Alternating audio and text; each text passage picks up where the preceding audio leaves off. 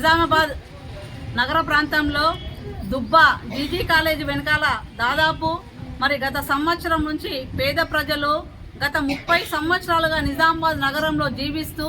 అద్దె ఇళ్ల కిరాయిలు ఉండలేక అనేక అవస్థలు పడుతూ అప్పుల పాలైపోయి అనేక దఫల వారీగా రాష్ట్ర ప్రభుత్వాలకు మరి విన్నవించుకుంటూ దరఖాస్తులను మరి ఇస్తున్నప్పటికీ కూడా ఏ రాష్ట్ర ప్రభుత్వాలు కూడా ఇంతవరకు కూడా జాగను కూడా చూపెట్టినటువంటి పరిస్థితి ఉంది. బహుజన లెఫ్ట్ పార్టీ BLP ఆధ్వర్యంలో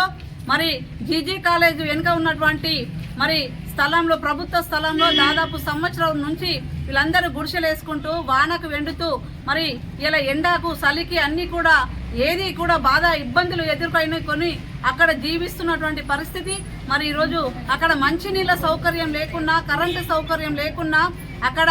వాళ్ళ స్థితి అధ్వానంగా ఉన్నప్పటికీ కూడా మాకంటూ ఇదే జాగాలో గుడిసేసుకొని జీవిస్తూ ఉన్నాము. దీంట్లోనే మేము ఇక్కడనే బతకగలుగుతాము, మేము కిరాయిలు కట్టలేని పరిస్థితిలో ఉన్నామని చెప్పేసి అనేక దఫలుగా RDO గారికి మేము మరి MRO గారికి కలెక్టర్ గారికి మెమోరాండాలు ఇచ్చినప్పటికీ ఏ రాష్ట్ర ప్రభుత్వాలు కూడా ఇంతవరకు కూడా ఇందిరమ్మ లబ్ధిదారులుగా ఎంపిక చేయడం అనేది మరి జరగడం అనేది లేదు. ఏదైతే రాష్ట్ర ప్రభుత్వం ఇటీవల కాలంలో ఇందిరమ్మ లబ్ధిదారుగా ఎంపిక చేసి వాళ్ళకు ఖచ్చితంగా ఇళ్ల స్థలాలను కేటాయిస్తామని చెప్పేసి మరి ఈ మధ్య కాలంలో ముఖ్యమంత్రి రేవంత్ రెడ్డి గారు మరి శాసనసభలో మరి హామీ ఇవ్వడం అనేది జరిగింది. అదే విధంగా ఈ రోజు వరకు కూడా గ్రామ స్థాయిలలో మరి గ్రామ సభలు కూడా నిర్వహిస్తూ పేదవాళ్ళందరికీ రేషన్ కార్డులు ఇళ్ల స్థలాలను ఖచ్చితంగా ఇస్తామని చెప్పేసి మరి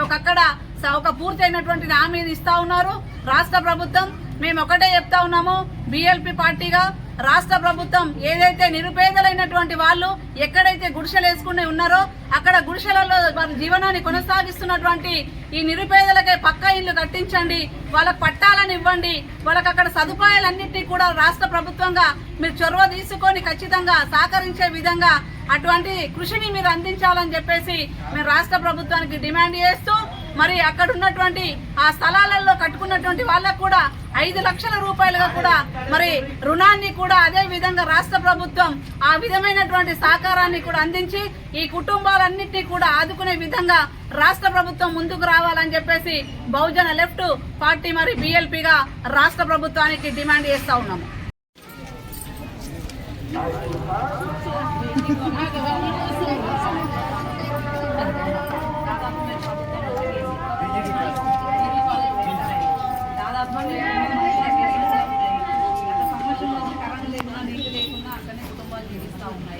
మేము ఒకటి అప్పీల్ మీకు ఏం చేస్తా ఉన్నామంటే రాష్ట్ర ప్రభుత్వం ఇటీవల కాలంలో ఏదైతే ఇందిరమ్మ ఇంటి అప్పిదాలను ఎంపిక చేస్తా ఉందో మా వాళ్ళని కూడా ఆ విధంగా ఎంపిక చేసి